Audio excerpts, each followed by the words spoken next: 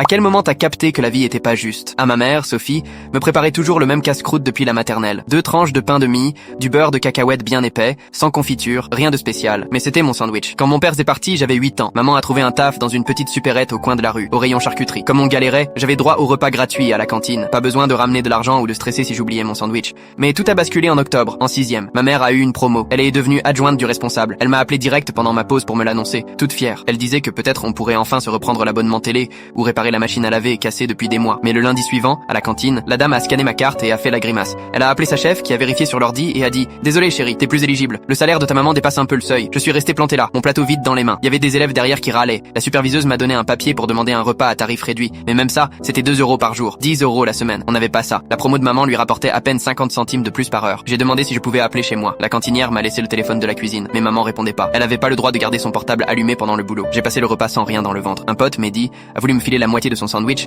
mais je voyais bien que sa mère lui avait préparé juste ce qu'il lui fallait. Mon ventre a gargouillé si fort que des élèves ont commencé à rigoler. J'ai fait genre j'avais pas faim, puis j'ai filé au CDI jusqu'à la fin de la pause. Le soir, j'ai raconté ça à maman. Elle s'est assise à la table, la tête dans les mains. Je voyais ses épaules trembler. Elle pleurait. C'est un monde à l'envers, a-t-elle murmuré. Je bosse comme jamais, et tout empire. Ce soir-là, on a partagé une boîte de soupe et elle m'a expliqué. Le seuil pour avoir droit au repas gratuit était pile 500 € en dessous de ce qu'elle gagnait maintenant. Si elle avait gagné un peu moins, je mangeais gratos. Mais comme elle gagnait un tout petit peu plus, fallait tout payer. Et avec l'assurance santé qui pompait tout, son augmentation servait à rien. On te punit juste parce que t'essaies de t'en sortir, elle a dit. Le lendemain, elle m'a refait un sandwich au beurre de cacahuète, emballé dans un sac en papier, avec mon prénom écrit au stylo. Mais c'était plus pareil. Le pain avait un goût bizarre, même s'il était pas rassis. Le beurre me collait au palais, j'avais la nausée. J'ai compris que ma mère faisait des sacrifices en douce. Elle prenait du pain bas de gamme, étalait moins de beurre pour que ça dure, et elle sautait souvent ses repas en prétendant qu'elle avait pas faim. À l'école, je voyais les autres jeter leur bouffe sans y penser. Des parts de pizza entamées, du lait au chocolat à peine ouvert, des coupes de fruits jamais touchées, des trucs qui coûtaient plus que ce qu'on dépensait pour nos courses du jour. Moi, je mangeais mon pauvre sandwich en essayant de pas penser à l'injustice du truc. Les gosses de famille à malaise recevaient des repas subventionnés. Ceux de famille très pauvres mangeaient gratuitement. Et nous, ceux entre les deux, on se faisait avoir. En décembre, j'ai commencé à zapper le déjeuner. Je disais à maman que j'avais pas faim. En vrai, je ramenais le sandwich à la maison pour elle. Je le planquais dans mon sac et je faisais croire que j'avais oublié de le manger. Elle maigrissait à vue d'œil. Je voyais ses côtes quand elle se changeait.